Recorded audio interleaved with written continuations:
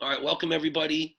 It's nice to have everybody here. I think that as we move towards the beginning of reopening the gyms, we have to have an opportunity for people who have ideas to share those ideas with the rest of the community. There's a lot of people who have worked really hard for their businesses and for the region, but gymnastics in general and their families and stuff on the call right now. And I think that it's almost impossible to really predict success right now. It's almost impossible. We really don't even know when we're supposed to open and what we're supposed to do. The only thing that I can do is give you my perspective, and then and that might even be different than my boss's perspective, and that's okay. But I'm going to give you my ideas, and then I'm going to get off of the call in terms of my input, because I don't think I'm going to have as much input as the people who are on the call who have done a lot of thinking, and Gail, who's a nurse, and other people involved in this particular process. So um, as far as I know, it sounds like we're going to be either stage 2 or stage 3 throughout phase 2 or phase 3 throughout the region. Now it seems as though New Hampshire might be phase 2, Massachusetts might be phase 3. I know that in Florida they're phase 3. If I had to make a guess, if you said, Dan, are we phase 2 or phase 3? I would say phase 3. It seems as though from the Massachusetts guidelines, a lot of the phase 2 activities were outdoor sports. And then at the bottom, it says that there's this all youth sports, or another caveat for youth sports. But it seemed to me, if you read the beginning of phase 2, there was a strong component of outdoorness, outdoor activity, outdoor this, outdoor that. So if you had to ask me, I would say probably where I would consider gymnastics stage 3, but I believe that there was some lobbying for stage 2 in New Hampshire, and I believe in New Hampshire it's stage 2, but I can't really speak to that. I'm sure when Miss Noah has the floor, she'll be able to give us a little bit more information, as can Craig. So in regards to, there are gyms that I know of, though, already throughout the country who have opened. Maybe they opened a little bit early or not, but they've already been closed down, and their closed down is now indefinite. So I think that the last thing that I would say is, as I think about the whole thing, and maybe I'm doing things online in terms of the 6x6 workouts that I've been doing that's different than people, but I feel as though the safest way for me to go forward right now is to continue to do what I'm doing. Because what I'm doing, and the time of year that we're in terms of just after nationals, active rest, working on basics, working on those things, if there's no future stars and no future star championships and nothing for the end of the year, then at the very least it's June, July, August, September, October, November, December. That's 7 months away. 7 months away before we even start thinking about doing routines or anything like that. So for me, for my guys, I could get away with another 2 months of just doing what I'm doing. And now if we go to the gym 2 days a week for an hour so that they can get on the rings and high bar, and then they give me an hour to drive home and I can do another 3 hours of the online workouts, I just know when they're at home and I'm working with them at home and I looked at them on the screen, there is no any distancing, there is no me having to wipe down the events or anything like that. So for me, because I'm able to provide, I think, a good teaching platform using Zoom, I think that I'm able to provide something that people might want to continue to pay for. And if that's the case, then this is 100% the safest way for me to keep teaching, especially because I don't know what's going on. So for me, if I had to say what I think the region could potentially do is give it like a 2 week, like a 2 week barrier or buffer, and see how other programs roll out. And if there's massive problems in other programs and other sports and other states and stuff, then maybe we use that as a little bit of information. But for me, ultimately, the number one thing that I think about, and I don't own a business, so I honestly am completely and totally naive to this situation in regards to that. But our number one product is children, and they haven't been looked out for before. It's been mostly about awards, medals, all of that other stuff. And if I think about the absolute safety of my own athletes and I look on the screen, granted I only have 9, granted I teach and that's what I'm doing, so I think that my stuff is effective, all right, but the safest thing for me to do is to teach this way as long as I can make it happen. So those are all of my ideas and my thoughts that I think that are relevant to this conversation. If you want any information about how to teach online or how I can help you with that, I think that I would be more than willing to do that. Now, the last thing I'd like to say is I'm pretty sure that Sterling is doing another call tonight or has been doing other calls, and there's other information out there aside from what we're doing here. So I'm going to give the mic and the screen to Liz and Nancy from Sterling. It could be the case that maybe we're all better served just meeting on the call at Sterling tonight, so we have an even more organized and I guess directed approach. If you guys, we could potentially be on this call for another like 6 minutes if everybody feels as though that's the best way to go. But I still think that we have to have an opportunity for people to talk. So I'm going to just give Nancy from Sterling the mic. You guys can come off mute if you want. Well, the call tonight is to clarify where we feel that we stand with regard to the boards of health in our communities. We have spoken to numerous boards of health. I'm waiting for another call from mine right now. And based on what we have understood from everything, that we are in phase 2. So we are planning to have teams starting back on June 8th, which is the date the phase 2 says that we can start. So that's what we're currently right now. I have another section of the building where I have having another meeting with the team coaches to go over how we're going to get the kids into the gym. We can have up to groups of 25, including staff in the gym. So that's what we're planning right now. And tonight's meeting is going to be how to go over getting them in the gym, keeping everybody safe, making things work, and staying positive that we can make this all work and stay open. I mean, I did have one gym owner in our first meeting that said that she felt she was going to be closing by the end of the year, and we all got behind her, and we're trying to do everything we can to help everybody maintain your levels and keep things going. So even if it's going to be an issue of at least just breaking even for the year as a business owner, that would be great to get through this year on that basis. So that's our goal, to try and keep things moving and keeping the gymnastics community on par and positive and moving forward. Also done a lot of things in the gym to make it so that when the Board of Health comes here, they'll say, oh, we have all these policies set. We have figured out policies that we're going to follow in terms of getting the kids in and keeping them socially distant. The gym has pretty much been completely revamped so that we are going to be able to keep the small numbers and still allow for the training. And she's got this set up so that we're going to have cleaning stations. We have sinks where they wash their hands when they come in and out. We have a pattern that they go through when they're coming in and out of the gym. It's really very, very, I mean, it's really well thought out. So it's making it look doable. And we're using the team program as a way of practicing how we can do this with our classes and hopefully camps too. But we're not keeping our fingers crossed about that yet, but at least we're starting with this. And we've been communicating a lot with our team parents about everything that's going on to make sure that we're keeping everybody on board. So like I've been doing Zoom workouts, but we've also, every time I'm in a Zoom workout, I kind of update people and let them know where we're at so that they know what we're kind of doing. And she's been doing a ton. And she got this whole thing organized, and there's this meeting that they're gonna have tonight. It's going to be really good and informational for gym club owners. Can you give us the Zoom number and ID so we can just have the information that we need in order to go on tonight, and what time it's? Right back. Okay, she's got to get that.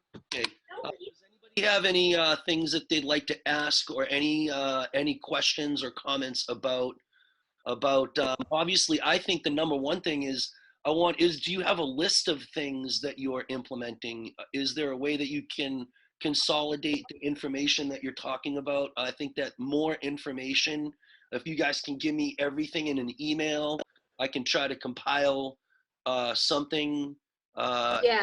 today. If everybody sends me an email after this to Dan_Young5 at Comcast.net, I'll try to put something together that it at least represents all of the ideas and stuff from the community. That might be helpful. We've definitely we've already given a lot of our team parents the rules of what they have to do when they come back. We are going to be giving every kid their own block of chalk, and they have to have a container to put it in. They have to come in with a backpack and then take it back home again. They're not allowed to keep anything in the gym anymore. They have to, I mean, besides washing their hands, you know, they have to have a bag big enough because we're going to make them take off their shoes, things like that. That's what the policies we've been setting up. I'm just giving you a little bit of it. So what we can do is we got an initial letter out, and we're going to be updating that to our team parents before they actually come in. Okay, Miss Carbone, will you give me the The Zoom number is 879-0082-7338. And the password is 176373. I want to go to Gail Pelletier because she's got to get to work. She's a nurse, and maybe you can just take the mic for a couple of minutes here and just tell us what you're thinking. Yeah, good morning, everybody. So, you know, it's interesting being on the medical perspective of this and also being a gymnastics coach. From the medical side, we are doing a lot of screenings before anybody enters any of our buildings, focusing on asking about the symptoms. You know, anybody that has any of the symptoms, they're not allowed to enter. So I think that things like that are going to be very important when allowing people into your gym. A lot of things too, like if you're going to allow parents into the gym, if it's just going to be the children, and attestations for the staff as well, to make sure as business owners that you're covered, you know, by badging in or clocking in or whatever method, just entering the doors of your businesses, that they are pledging that they haven't had any of these symptoms within the last so many days, that they're healthy, and if they are sick, that they communicate that to you and they do not show up for work. Same with the children.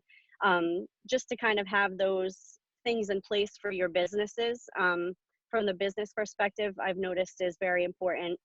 Also, obviously, the social distancing. I think phasing in team kids prior to any kind of classes or camps is going to be important, because you can sort of test the waters, and the team kids are easier to sort of tell what to do and keep them going and keep them apart from each other, because I think they have a better understanding, and are able to follow direction better. I'm not sure, we haven't started temperature checks out here yet, but I think that that's coming.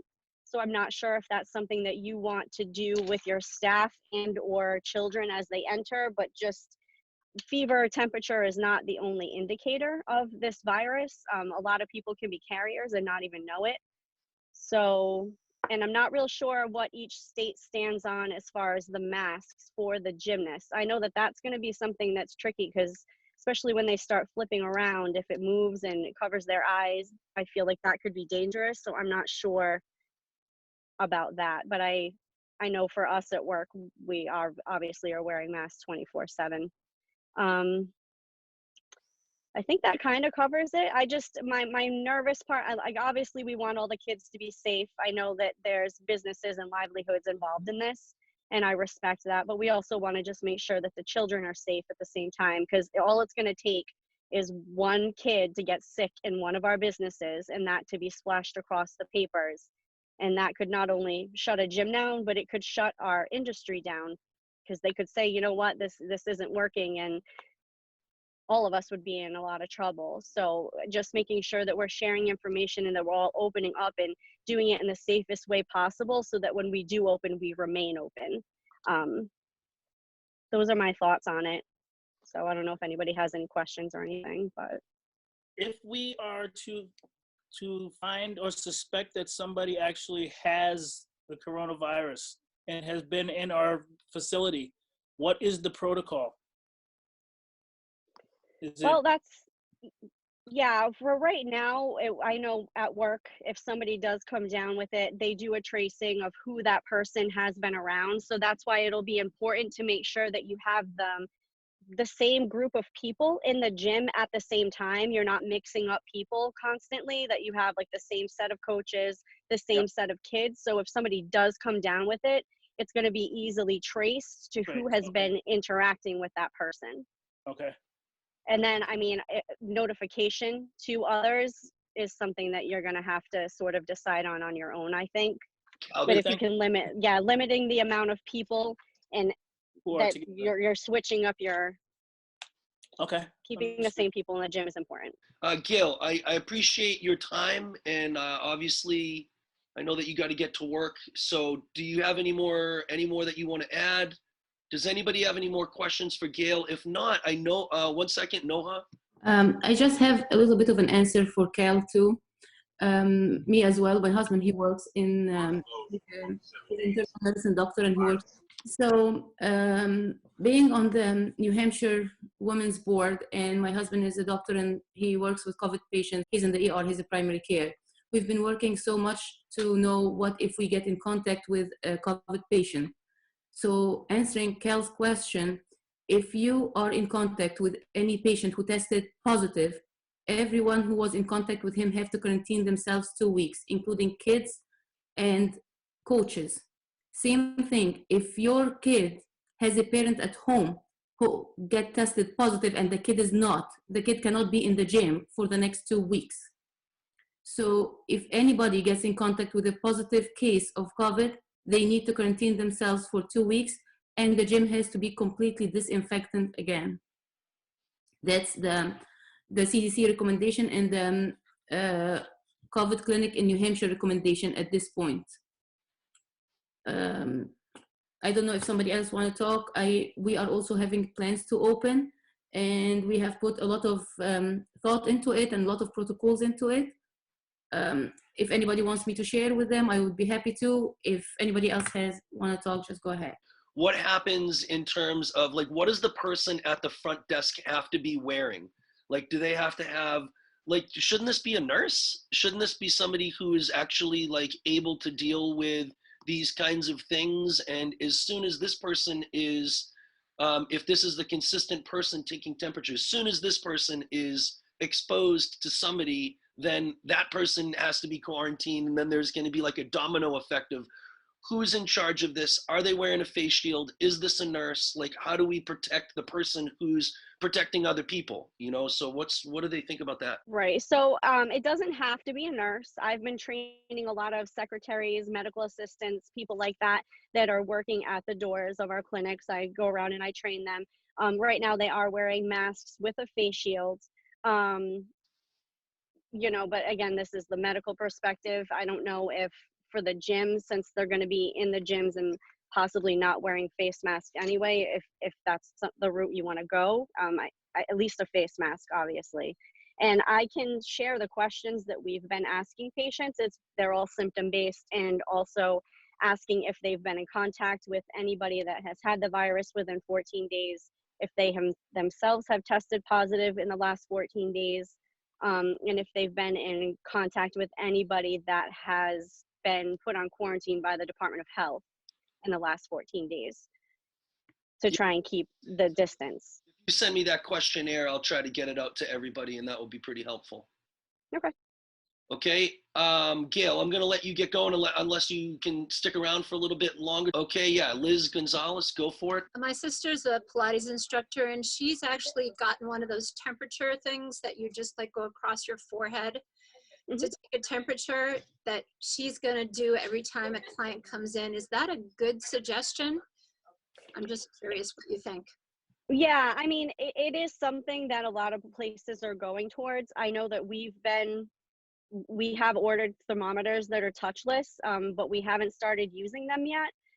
Again, it is an indicator of the virus, but it is not the only indicator of the virus. I have seen people that have come down with the virus with very mild symptoms, and fever was not one of them. So it is something that is another layer of protection, especially for policies and protocols to show if somebody comes in from the state to show that you're on top of all of these things. It is a good idea, but it isn't the only indicator. Encouragement of anybody that is feeling ill at all to stay home is going to be one of the biggest things. Okay, any other comments or questions for Gail? All right, Jared, go for it. Gail, I know, at our gym, we bought the touchless ones, and, we've got them on Amazon for $55. What do you feel about that, since you had bought like them for lifespan at $500 a piece? Yeah, I mean, I think anything you have, as long as it's an accurate thermometer at this point, is a good thing. I don't think you have to spend $500 on a touchless thermometer. The one on Amazon is probably going to do just fine for the purposes of what we're doing.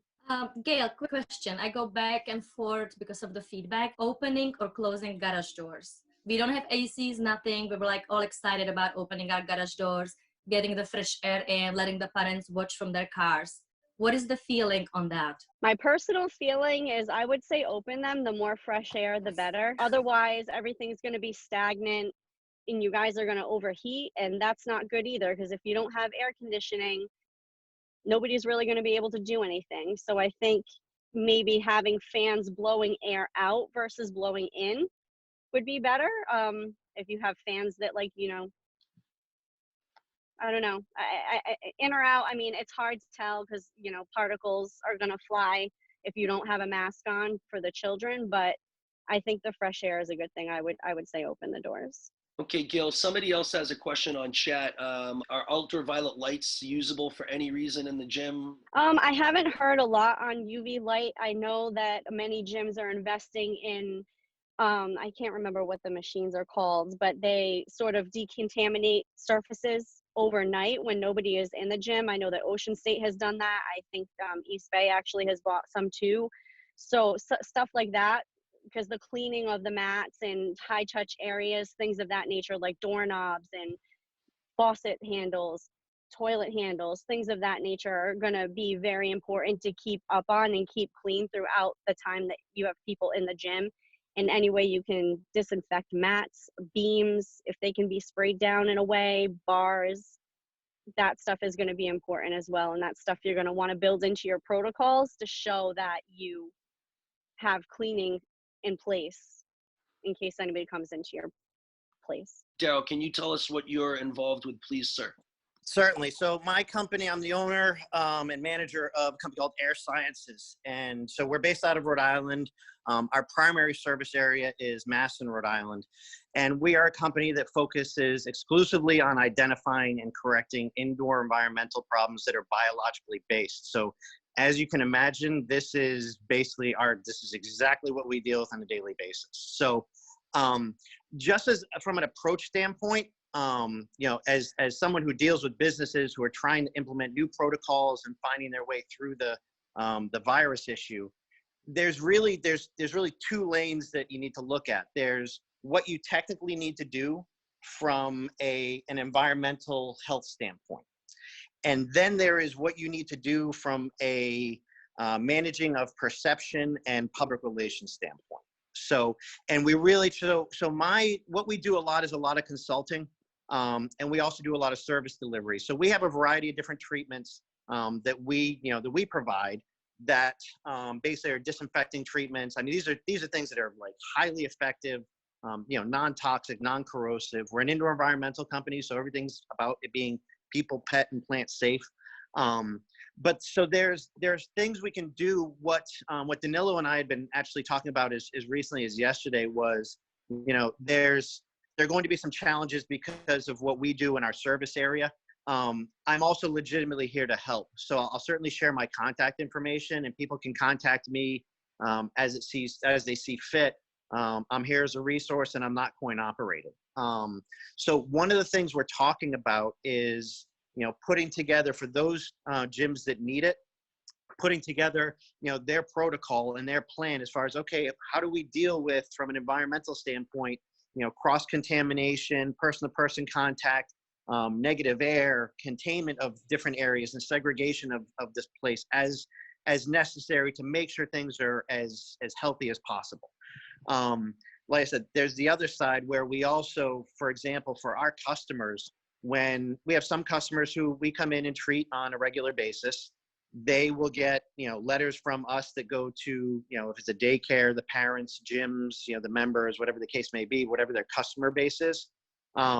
They get letters from us, saying, the gym has, because they care about the health and well-being of everybody who steps foot, and they've contracted and partnered with a company like us so that we can come in, evaluate, assess, and give them the tools necessary so they can make sure that it's a clean and healthy environment for everybody. And I want to be really clear about this, guys. Like I said, I'm not coin operated. So what I think, what we're kind of talking about is trying to make this the financial impact of this as little as possible. So I don't sell products. There may be times where you need an air purifier or a negative air machine or something along those lines. I'm a resource for those, and there's no conflict of interest because I'm not selling product. We do videos. So for example, if somebody walks into your gym, it may be someone as unattractive as me, but I do a lot of videos that would play on a loop in like the lobby that says, "Hi, it's Daryl from Air Sciences. Welcome to X gym, and this is what we've done to help them make sure that you guys are safe." So there's a lot of that. I think, in as much as, because you guys are in what I would consider high touch environments, it's an athletic environment, where I think the greatest value would be doing something along the lines of giving you guys the tools necessary to do a lot of these things yourself. So it might be a lot of consulting and almost training. So my thoughts are possibly something along the lines of, we can set up, we have the ability through a partner, it's not Zoom, but something similar, where I can live stream and do distance learning. So we could actually have a class where if every gym identifies their maintenance person, their environmental impact person, whatever the case is, that person is now the representative who is responsible for the hygiene of that facility. And so we might have a training where I say, okay, folks, there is a treatment that, really, at least initially, these might be something that you want to deliver on a daily basis. I would not charge you what we charge to do this on a daily basis because it's a going out of business strategy. It's cost prohibitive to do it daily when you're paying a third party. That said, let's give you guys the tools necessary to do it yourselves. So this may look like, me doing something similar to this, but doing a quick 101 on hygiene, viruses, bacteria, just what we're looking at. So you have a basic understanding, a little bit about the environmental side, cross-contamination, and then really a training on, here is the product that we're recommending that you guys use. Here is the tool you use to apply it. And we're going to give you the information necessary so you guys can treat it. And, like I said, right now, for efficacy and appearance, daily basis is probably what's recommended. So again, let's give you guys the tools necessary so you can do these things. You can disinfect your space. We're here as a resource if you need us. If people want, a plan for, their protocols based upon their specific location, we can do things like that. A lot of times, again, it's not going to be a fee associated with it. I'll do a lot of free consulting over the phone. If people want to send me their floor plan and say, how do we manage this? Or we have a particular challenge, whether that's how do we have athletes wear masks? What do we do? What products can and can't we use based upon friction or lubrication of the various apparatus that the gymnasts use on a constant basis? So all those things get boiled down into, again, we're here as a resource. I'm always going to lead with giving you guys the information to do what's necessary for your best interests. If it's something where you need to get to a service delivery standpoint, again, we can do that stuff. But I think because of the geographic location of all these different gyms, I think the best thing to do, again, is kind of working it collectively. So, I don't have to do this for 50 different gyms. We can consolidate and do it once. Spread those costs over everybody. Everybody shares it, and this can be very, very cost effective. And again, we can do things where you have vinyl window clings that go on the door that when you walk in that show the parents, you've put health and safety first and foremost above all this stuff. And that's the perception in managing the health and safety of it is going to be just as important, especially given, let's be honest about this. I'm going to guess that the vast majority of the people using these facilities are also the group of people who are least likely to have any symptomology as a result of COVID-19.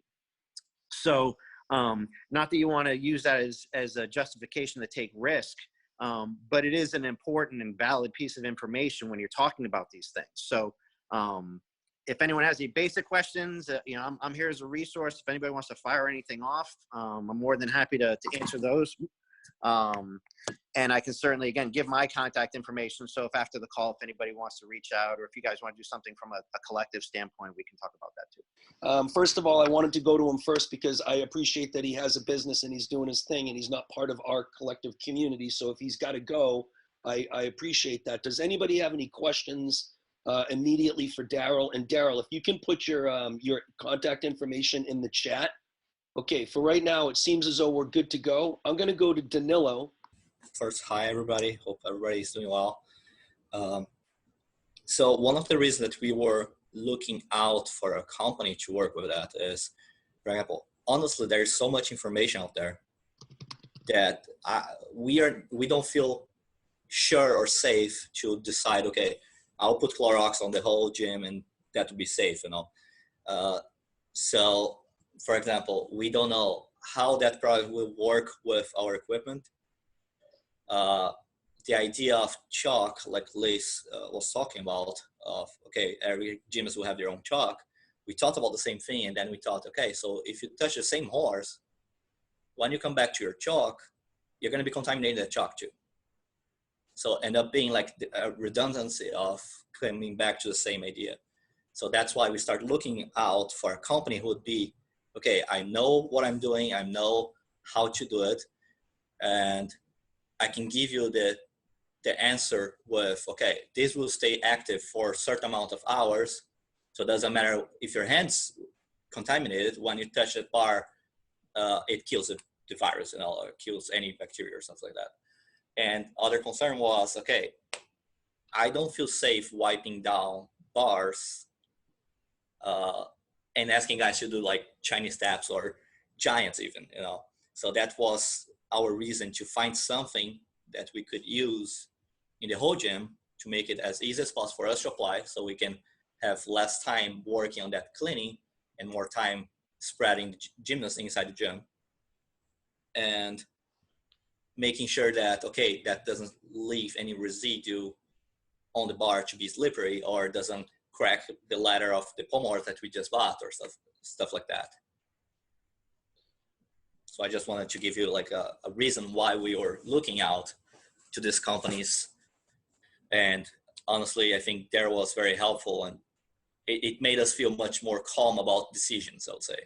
I truly appreciate your time and your insight and your willingness to help the community out. I shared your contact information with the people on the call. So hopefully if they need you as a resource, they don't have to search for it. They can at least make a phone call. All right. I appreciate all of the hard work that you and your company are doing to keep us all safe, my dude. Thank you very much, everybody. Good luck. And like I said, my contact information there, I'm not coin operated. There's not a fee every time you talk to us or see us. So we're here as a resource, and feel free to use us as such.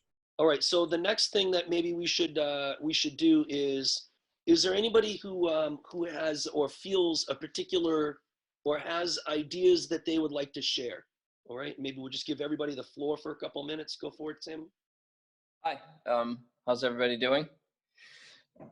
Just wanted to share protocol that we've been going through and that we plan on using.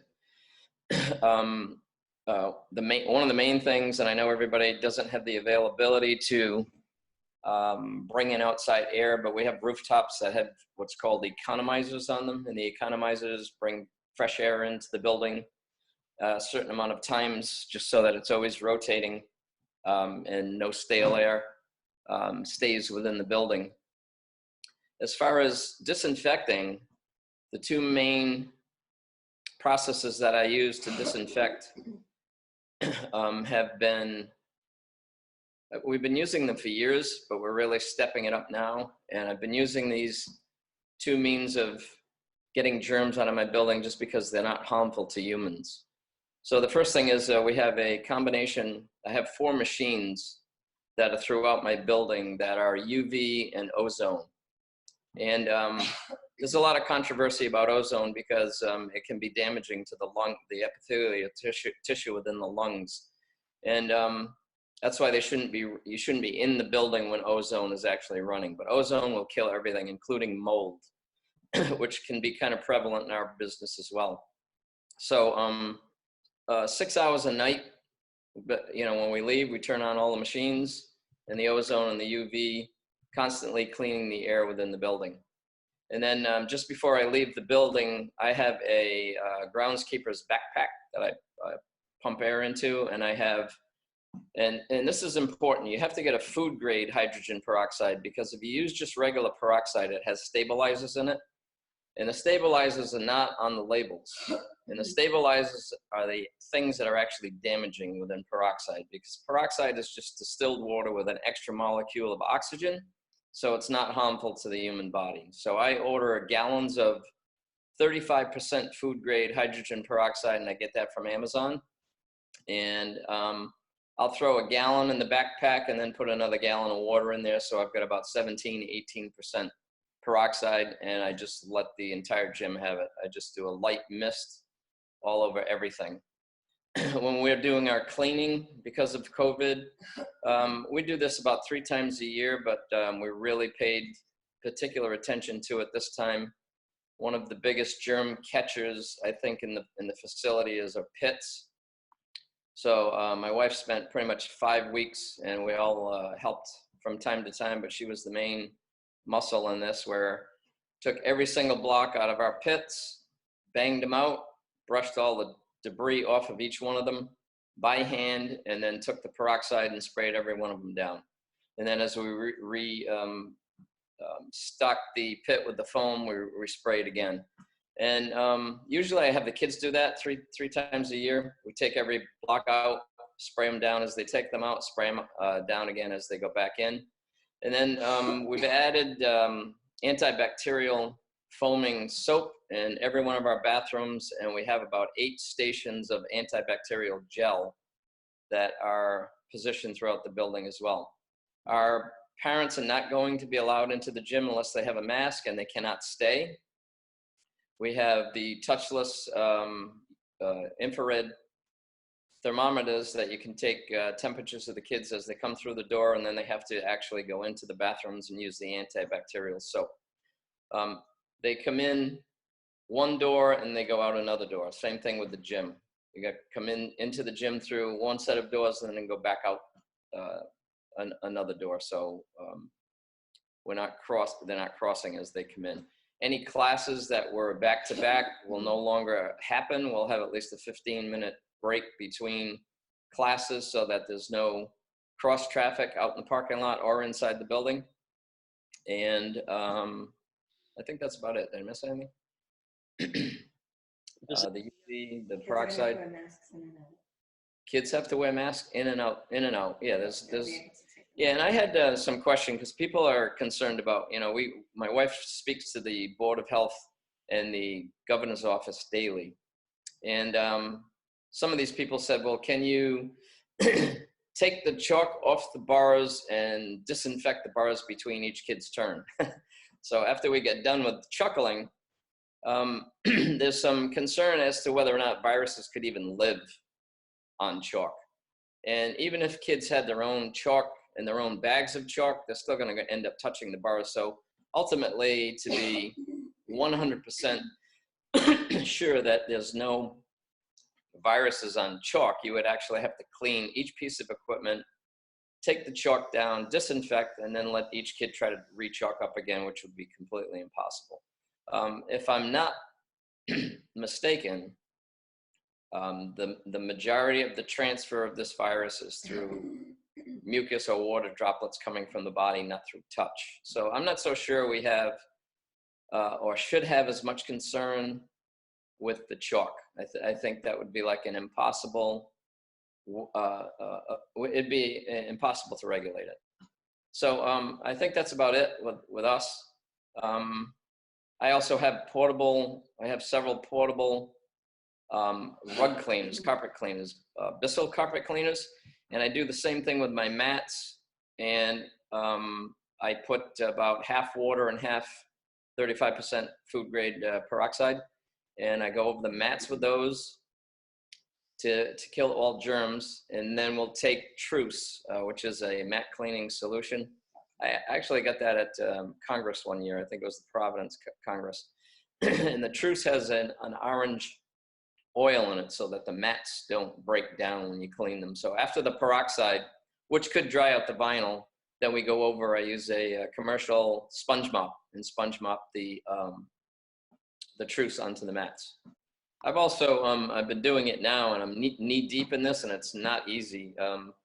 There's some mats in your gym that there's a little bit of I guess a higher water table, and I get a little bit of moisture under some of my mats. For the most part, it's pretty dry, but there's just this one spot, and I lift up the mats and I hit them with the spray, and I do 100%, 35% full strength on the bottom of the mats and the carpets. And then I take my carpet cleaners, the little handheld ones, the Bissels, and mix the solution again, and it cleans them up like brand new. They're like brand new. So does anybody have any questions for Tim? I just want to thank Tim and Danielle. They've been really helpful in all this for the state of Rhode Island. I appreciate it a lot. I don't know if I read this or not, but now they're saying the CDC is saying that it's not living on surfaces as long as they had thought, which is something promising. I don't know if anybody else had heard that or anything.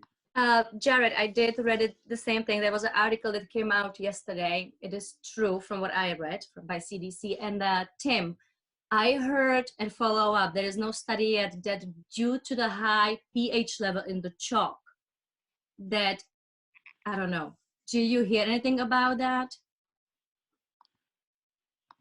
That the chalk might be killing the virus because of the high pH level in it? I don't know. I had, one of my earlier gyms, I had a solder paste manufacturing company that was next to me, and they had a chemical engineer that was in there. And I gave them a bunch of chalk to analyze, because I've never heard of anybody dying from white lung or anybody catching any kind of fungus diseases or warts or anything like that sharing chalk. And he said the basic composition of the chalk is all elements that are natural to the human body, especially the magnesium, and that was not harmful. And any of the little particles were actually too big to inhale into your lungs. At worst, he said you could probably get some of them stuck in your trachea, but they're not, the chemical composition was not damaging. As far as whether a virus can live on chalk particles, I don't think anybody knows the answer to that. I just don't. And if I had to guess, I'd say no. Yeah. Right, if you were a virus, would you want to live on a little chalk particle? No, thank you. When we reopen, we are going to stream through Zoom to kind of parents have a visual, they can see the children, and we will try to allow one parent per one waiting room. We have 2 waiting rooms. So how is everybody dealing with that? Complying with a safe sport, and thank you guys. I'd like to research that a little bit more, because I have an extensive, I have 32 cameras that are throughout my gym and outside the building, but I'm not in a willing position to let anybody have my main IP address to try to get into my cameras. It's not going to happen. So I'm curious as to the network safety of some of the things that they're offering for parents to look at virtually or remotely. So. All right, does anybody have any other questions for Tim? Tim, thank you so much for your insight. Or let's see if anybody has other ideas that they're sharing. For the TV thing, like we talked to Spot TV, and they have kind of a closed circuit with password to every parent, and the parent is going to be assigned just the time where their kids are in the gym. So no parent can be in when their kids are not in on these cameras. And if any parent would like to take a picture or record a video or something, right away it shuts down on them, and they are not allowed again on this closed TV circuit. We are assigning just individual cameras just for this closed streaming. I'm not connecting it to the rest of the gym cameras. So exactly like you said, so it's not connected or it's not on our network, and I'm creating a line of internet just for these cameras, and they're going to be placed on every event, on every where the classes are. So we're now planning our classes wherever they are, even rec room, even, so every area that will have a class will have a camera, and these cameras are connected together with a secure circuit, closed circuit, and every parent would have a password for it. We're not going to allow parents in the gym. And Spot TV was approved by the Safe Sport and by USAG, and it was actually marketed by USAG. And if anybody is using iClass or Jackrabbit, it actually connects through Jackrabbit or iClass, and it gives the parents only access to the time slot that their kids are in the gym. So that's what I have about this part. Okay, do you have any other things that you want to share about like how you're planning on opening? Like, I think that what I wouldn't mind is to be able to go from screen to screen to screen, hear what people's strategies are, whether or not they want to open, whether or not they don't want to open. I think the more information that we get out, the better right now. At least I've learned so much from everybody. Do you have anything that you want to add about how you're going to do things, when you're going to open, things like that for your gym? Absolutely. So first off, I want to start with, like, we have made Zoom meetings with every single team parent in the gym. And out of 100% of the parents who are in the gym want to come back. Nobody wants to stay on Zoom. The kids are frustrated. They are so stressed out. So everybody is willing to come back to the gym. We have contacted our insurance company and we've contacted the lawyer. And they said we need to add just one extra piece to every gym's waiver, that they acknowledge it's not just strictly to COVID-19, it's to any infectious disease. And parents that acknowledge the risk of it is exactly like any risk of injury. So we are safe, that they are coming willingly knowing the risk. The other thing that we are adding is if we're going to use the cameras and the closed circuit, we have to add this also to the waiver, that they acknowledge that this is how we're going to be doing it. We added that every parent knows that if they answer yes to any of the questions given to us by the COVID-19 clinic, if they answer yes to it, they have to keep their kids home. So if a kid is coughing, having fever, runny nose, sore throat, been in contact with anybody who tested positive for COVID-19, they should not come to the gym. And we're going to still offer every day just 2 hours Zoom for the collective kids who are not going to be in the gym. How we're getting into the gym, we're now like dividing our gym into literally 6 feet blocks.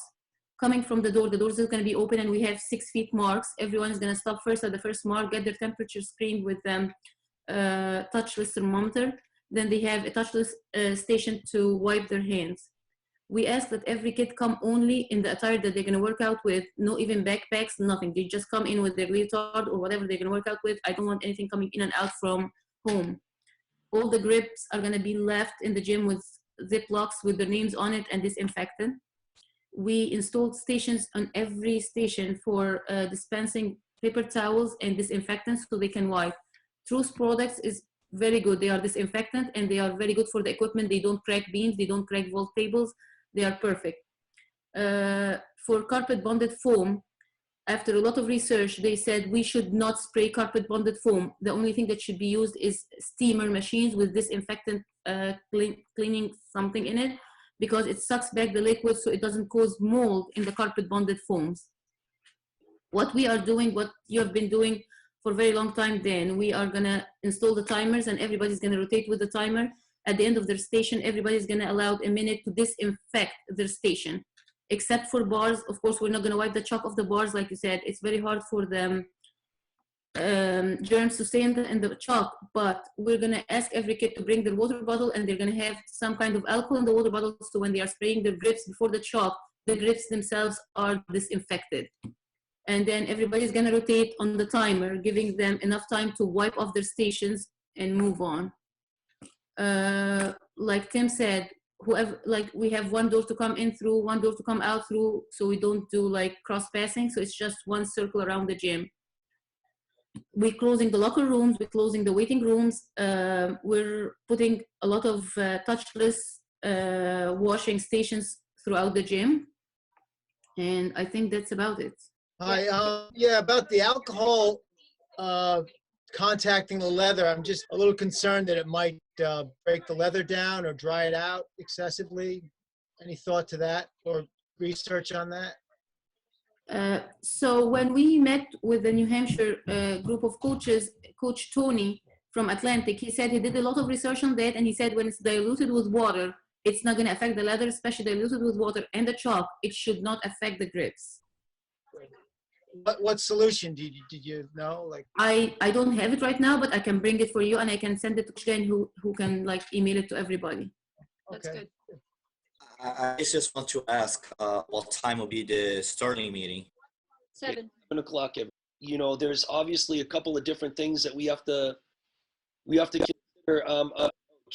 Ronnie asks if anyone else has planned reopening date. Does anybody have a date, Massachusetts or New Hampshire, that they're gonna not stick, but they're shooting to in terms of reopening?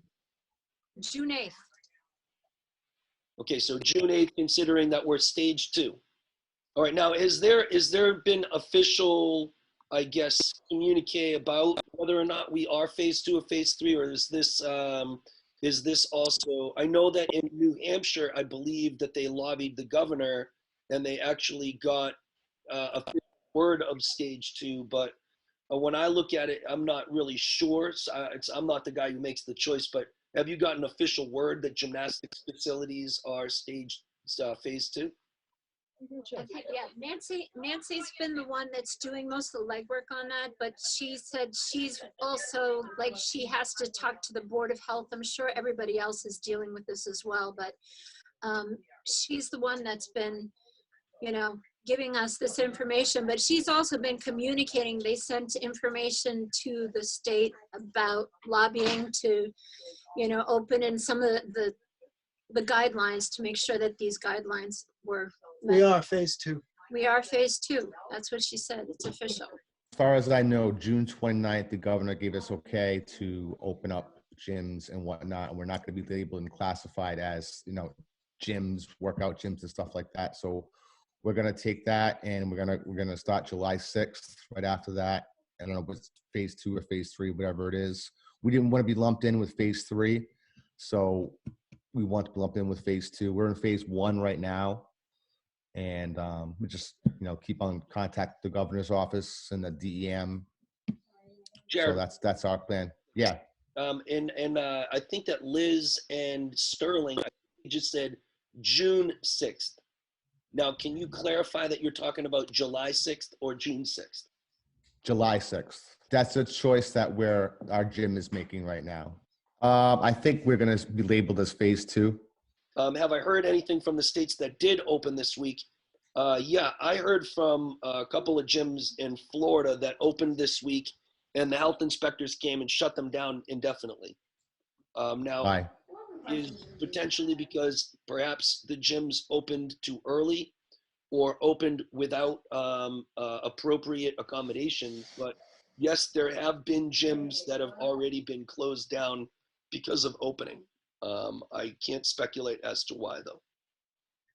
I just want to say, Coach Dan, that gymnastics clubs are not under youth sports. Youth sports might be in the 3rd phase, but gymnastics clubs are more falling under health and fitness. That's why gymnastics clubs would be on phase 2 on almost all the states, because many people are thinking that it's under youth sport, but youth sports are for team sports like basketball, volleyball, soccer, whatever, which is team, but we're more considered of individual. So we are under health and fitness in all states. So we should be all in any state under phase 2. Okay, thank you, Ms. Noha. Duncan, I know that you have a question. I'll put you on mic. When Massachusetts said about reopening, and they did say youth sports with restrictions, whether or not we're going to fall into that. But I know some other states have opened up with some restrictions, as in semi-private lessons. They can only, like in Colorado, they can do 3 students to 1 instructor. So, you know, some clubs are handling that. I was wondering maybe if Bob and Liz know that if Nancy's been in contact with the Board of Health, do they have any clue what restrictions are going to be put on us when we are able to open? There's definitely been a limitation to the number of kids that we are allowed to have in the gym at a time. It's been based on per 1,000 square feet. 4 per 1,000 square feet. So like in our gym, we can, I believe it's 26, or they just changed it. It was originally 40, and then we just found out today that they decided that the guidelines are going to be 26 kids in just our main gym. So we just literally today revamped our schedule because we had, you know, in the afternoon, we had like 28 kids for each time slot, but now we've spread them out more so that it's fewer kids. So we're literally running workouts all day, starting in the morning and in doing workouts also in the afternoon. We just had to adjust that. And that's the biggest thing. You got to make sure you keep staying on top of the information because it seems like it's changing daily. Right. Is that just in contact directly with them? Like, where are you getting this information? Is it out there anywhere? Are these details listed anywhere? I know when we are able to open, they said there's going to be in a limited fashion. So we were just wondering about some of the details about how many kids per 1,000 square feet, or other kind of restrictions, you know, semi-private lessons, so many kids to instructors that Massachusetts may put on us. Well, this is what we were just actually having a meeting on in the other room. It's 25 total in your facility in an enclosed area, including your staff. So you have to limit your numbers in the gym to 25. Per building. Does it matter how big the facility is though? That's my question, is this based on square footage? Unfortunately, Massachusetts has not done it by the square foot. Other places have, like Dave Holcomb's gym in Ohio, they did it, 4 kids per 100 square feet. Somebody else's gym, Tom Forrester, was 250 square feet for 1 kid. So it's Massachusetts has not done it by the square footage at this point. So, but they are saying it's a limit of 25 people in a gathering, so to speak, in an enclosed space. Hi, my wife's been daily contacting the Rhode Island Business Association, the Board of Health, the Governor's Office, and Rhode Island State Department of Commerce. And they don't know how to classify us. What we're trying to do is separate ourselves from other youth sports and health clubs because it's such a different type of business. Each one of these organizations really aren't sure, but they've been very patient listening to her explain how we operate. And the bottom line is their response is, well, we're really not even sure, and we're going to have to get back to you after we do more research. And they're very cooperative and positive and understanding. So they haven't given her any guidelines. They said, we can't categorize you to follow any of the guidelines that are preset for businesses like health clubs and youth sports like soccer and baseball and all that. So as far as opening, you know, Jared said July 4th. Every week I keep saying I'm not really sure, and listening to the experts that she talks to every day, we still don't have a handle or a straight answer as to whether or not we're going to be allowed to open and with what regulations, whether they're following square footage or just inside, outside sports. And and that's all we've got right now. We don't have a target date of reopening. I plan on, as soon as I get my gym completely cleaned, finished, I plan on just bringing my advanced optional teams, which would, you know, and spread them out. So there's not going to be a whole bunch of kids in the gym at any given time. We have a connection in the Lieutenant Governor's office, a close friend, and he suggests that if you know somebody in government like him, it's pointless for him to pass our information along. He said it's imperative that us as businesses drive the government officials insane. Use the squeaky wheel method of continuing to contact them and voice our concerns. I would recommend not all separate clubs do that, because then it will drive them into the point where they'll go, yeah, these people are driving us crazy, which is why we came up with a task force.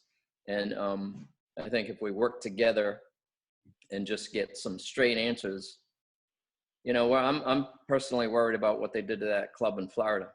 you open the doors, you're following regulations, but what regulations are you following if they're not even clear with what our regulations should be? So, you get some cocky health official come in and just go, you know what, you're done. You're shutting you down, and they may shut you down and not let you open until next January. I've heard rumors to December and January of physical education and health clubs not being allowed to be open. So I don't know. We got to be kind of careful with this.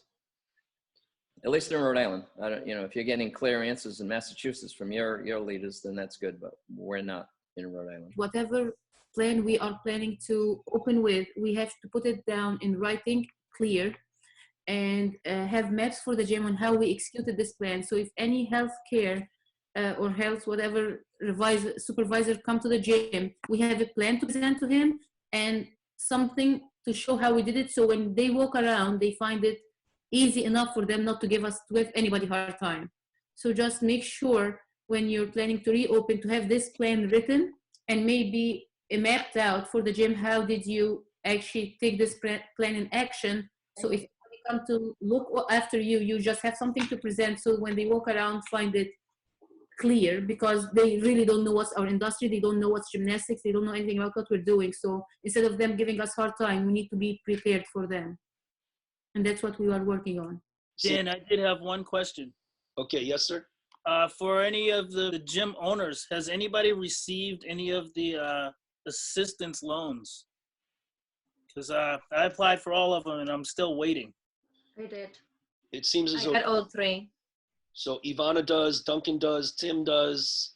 I got the PPP loan. What about the EIDL? Has anyone gotten that one? It seems as though Duncan has, Ivana has, maybe one other hand. Yeah, I'm just curious about the timeline on which those who got the EIDL one, like how long did you actually wait before it actually came through? Ivana got hers. I actually had to apply for the second time. We were waiting and there was like bad communication, and then I find a loophole and I reapply again with a different line, and I got it within 7 days. There were no communication from them, no emails. Once I applied for it, I woke up like 4 or 5 days later and the money were in my account. Nothing else. Wow. It was just there. Huh. Okay. Really, you will get no emails, nothing. They just send you the portal. I had 2 different portals. One never went through. The other one, I reapply. I got the 10K grant, whatever I got.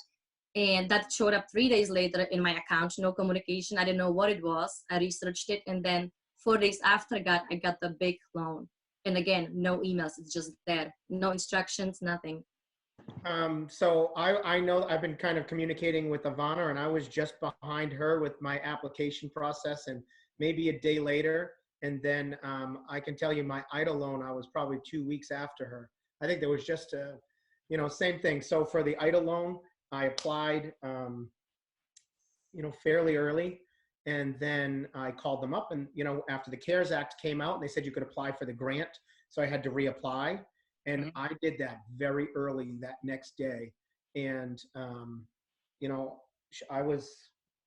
probably going back a month now when my EIDL grant dropped. Same thing, no communication, just showed up in my account. And then I was probably maybe 2 weeks ago when I got an email from SBA. They said, you need to go on, fill this out, verify. And then within a couple of days, then I got my big loan from them. Okay. The same here. It was radio silence until they said, okay, we're going to do this. And then it's quick. Kelly. There was no answers. There was no place, no way to find out where you are in line, anything going into it. Yeah. But it made a big difference for me because I was going to save some of my PPP for a rainy day fund. Right. And now I switched over, and I want to get full forgiveness for my PPP loan now because I got my EIDL loan. The other one, right. And if you have a big EIDL loan, find like a Capital One account or an American Express account where you're going to earn some money on it. Even if you're just going to sit on it for 6 months. Yep. Make over $1,000 just on the interest. Okay. Good to know. Yeah. One other thing. I would just like to say that, like Cal's saying, you could spend a lot of money right now. I know Levon's trying to do a lot of this himself with installing all this touchless stuff in your gym. I mean, going by what Massachusetts has actually put out, if you look through mass.gov, their guidelines, their control plan, the things that they're specifying, what they're requiring, basically difference from when I shut down with just kids coming in and staff and kids washing their hands. You know what, besides that, they're saying that the staff is gonna have to wear masks. I mean, everybody has their own comfort level and everybody can do as many or as few improvements as they want in their gym. But I'm gonna say right now that I think Massachusetts is surprisingly does not have very strict guidelines yet. They said basically you need to have everybody come in and wash their hands. You need to sterilize, employees wear masks. At this point, they're not requiring anybody to have touchless faucets, but if you guys feel like that's what you need to do in your gyms, I understand that. Now, the other thing is if you guys don't have workouts, if you need opportunities for your guys over the next couple of weeks, there's plenty of opportunities, right? You guys can come to my workouts and Yin's workouts, and I'm sure everybody else has workouts, but there are some gyms that don't. So if you need that as a resource, just, take a look what's available in your community. Everybody is welcome to come onto my broadcasts and stuff like that if they need. How do you get to your workout? I'll send you the number right now, 991061304.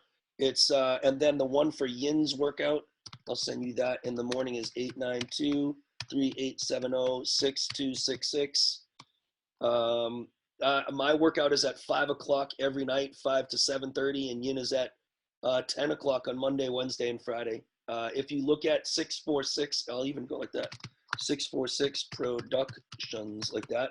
Not trying to be self-promoting, but there's a backlog of 30, 40 different workouts that we've done that if your kids don't have anything and they want to go watch the workouts, I've done interviews with Akash and Nick, so many different cool technique things that there's plenty of gymnastics content out there for them to enjoy, both with me and Yin and other people, and Ronnie's on all the time. We have awesome handstand contests and so many other coaches and stuff. So anybody have any more information to share with anybody else? All right, I appreciate everybody's time and efforts, and we will get through this together. I think we just got to make good, safe decisions for the well-being of our kids. It's the most important thing. All right, keep repping it. Love you guys.